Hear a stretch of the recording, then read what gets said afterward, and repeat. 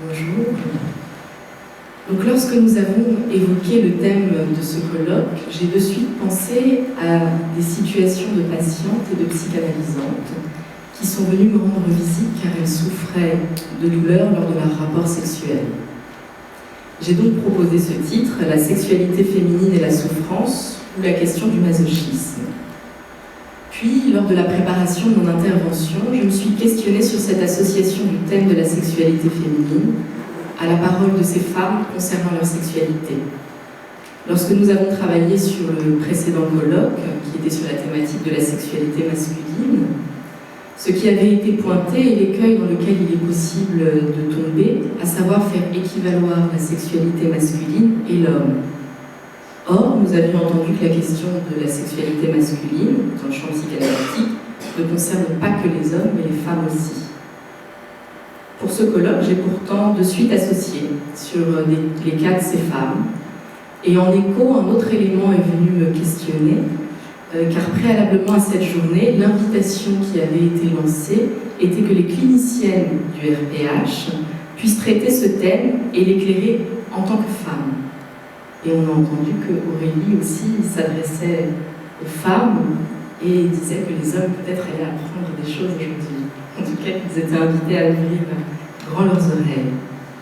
Donc, y aurait-il une spécificité de la sexualité féminine? La question de la sexualité féminine serait-elle le propre des femmes et donc en lien avec le sexe biologique? Est-ce que parler de la sexualité féminine serait parler de la femme? Autant de questions qui m'habitent en ce début de journée et auxquelles je ne prétends pas apporter de réponse, mais qui seront peut-être éclairées dans le fil de cette journée. Pour l'optique qui est celle que j'ai choisie pour l'intervention d'aujourd'hui, il s'agit donc bien de femmes et de leur sexualité. Et pas n'importe quelle femme, mais celles qui viennent et parlent de leur souffrance nouée à leur activité sexuelle. Elles énoncent parfois dès le premier rendez-vous souffrir d'endométriose ou de vulvodynie. Alors l'endométriose, c'est la présence de muqueuse utérine en dehors de la cavité utérine. Et l'un des symptômes de l'endométriose peut être des douleurs pendant ou après le rapport sexuel. La vulvodynie se caractérise, elle, par des douleurs vulvaires ou des douleurs à l'entrée vaginale. Les douleurs à l'entrée vaginale concernent le vestibule et sont liées au toucher, à la friction ou à la pression. C'est nommé aussi syndrome de la vestibulite vulvaire. Donc la vulvodynie vient directement atteindre la sexualité de ces femmes, puisque les douleurs peuvent augmenter pendant ou après le rapport sexuel. La douleur est vécue différemment dans l'intensité et la fréquence, elle est constante ou occasionnelle selon les femmes. Donc mon propos d'aujourd'hui n'est pas de discuter la part du psychologique ou du physiologique dans les douleurs éprouvées en lien avec l'activité sexuelle. Je laisse le champ du médical aux médecins, et dans ce domaine aux spécialistes que sont les gynécologues, et je vais me contenter de rester dans le champ qui est le mien.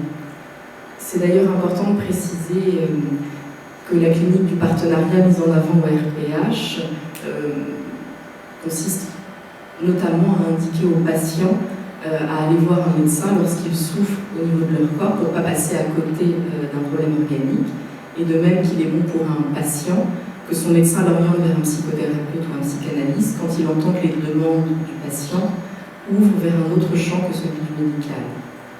Donc, pour en revenir au champ qui est le mien, il n'est pas non plus possible de faire l'économie de cette question de la douleur éprouvée par ces femmes en lien avec leur sexualité, quand bien même un diagnostic a mis un nom sur cette douleur. Ces patientes et psychanalysantes disent que ces douleurs ressenties en lien avec leur sexualité les font souffrir. Et c'est cette souffrance qui les a menées à entamer une psychothérapie.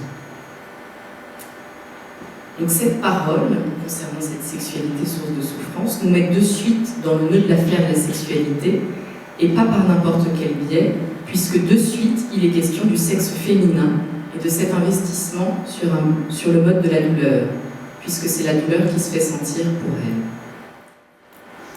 Pour conclure, je citerai Lacan, qui, dans son séminaire sur l'éthique de la psychanalyse, nous signale dès le début que la psychanalyse semblerait n'avoir pour but que d'apaiser la culpabilité.